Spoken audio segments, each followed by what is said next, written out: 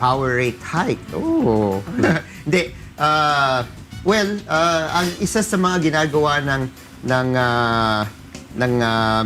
gobyerno ngayon para makatipid sa kuryente, ewan ko kung makakatipid, itaas ang presyo ng singil sa kuryente. So that's one way to minimize. To buy generators, more generators. Well, hindi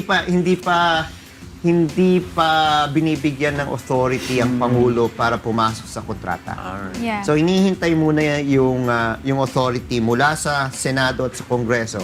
Well, Congress for that matter, dahil Senate and House are part of Congress, para bigyan siya ng authority para makapag-contract ng panibagong generators to address the lack of supply sa first quarter of next year. Pero it shows lang, no, na parang sobrang limited talaga ng supply nga. Kasi parang malampaya lang yung, di ba, yung hindi nag-operate for a couple of, kasi may maintenance ba dun sa malampaya. And then, taas agad ng presyo. Kasi you'd have to change the raw materials. Kasi dun mo lang nakakuha yung particular supply na yun. Oo. Ang nakakalungkot lang nga, base sa mga sinasabi ng palitan ng komentaryo mula sa Senate and sa DOE, alam na according to Senator Serge, alam na niyan as early as March of this year na magkakaroon ng shortage, and then the DOE was still saying that there was none. Until suddenly, pumasok tayo sa bandang July, August, na sinabi na kailangan na tayo na mag-isip ng iba't ibang pamamaraan para paghandaan itong shortage na ito. So, ang tanong nga, which was a legitimate question raised by Senator Serge, tayo ba ay bibili ng generators? No? Magkano ang magiging cost nito sa consumers? Kailangan mag-pencil pushing. Ngayon, there might be an alternative way. Sabihin nga natin na kulang nga ang supply. Papasok ngayon yung ILP. Demand naman ang... Yes, ang tanong, magkano ang isisingil o itutulong ng gobyerno sa mga ILPs? Dahil ILPs papa-operate ng mga malalaking mga malls, etc., yung kanilang mga gensets. No? And that costs money. That costs fuel.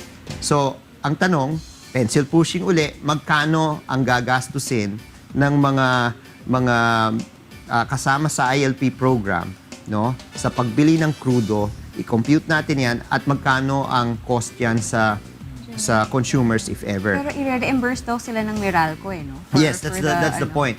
According to the statements of Senator Serge, kung bibili tayo ng mga bagong gensets, no? At yun ang recommendation ng DOE.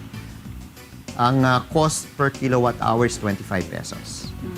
According to Senator Serge, she's doing the math. But if we do the ILP program and try to subsidize the big malls, it would cost 9 pesos. So, mas mura. So, yun yung tanong. Ngayon, kung 9 pesos yan, well, sabi nga ni Senator Serge, edi mas madaling pag-isipan kung saan tayo pupunta. No? Dahil it's only for a 3-month use.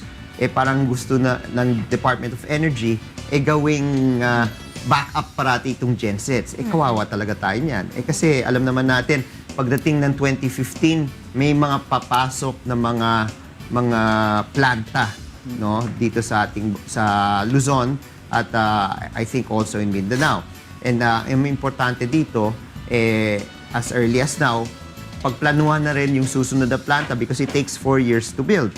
So by 2014, dapat 2018, online na yan. So ngayon pa lamang, pinag-iisipan na, no, na kailangan at least every certain period of time, nagtatayo tayo ng planta. But can we use instead of power plants generated, our natural resources like hydroelectric, solar power? Is that right? Because we have a lot of windmills. That is being used right now, pero hindi as an option, right? Hindi yan pwede base load Okay. Yan ay Kulang pwedeng pa rin. you would say, kung may immediate shortage lang for a specific number of days lang, no, not necessarily 2 or 3 months.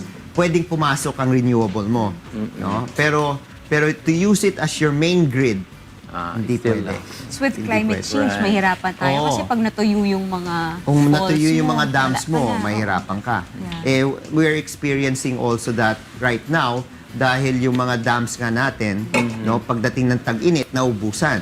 So buti nga umuulan this last month and a half, napupuno uli. Pero kulang pa tayo, hindi pa tayo umaabot sa normal normal. level ng dams. Dams. No, we're still below the normal level.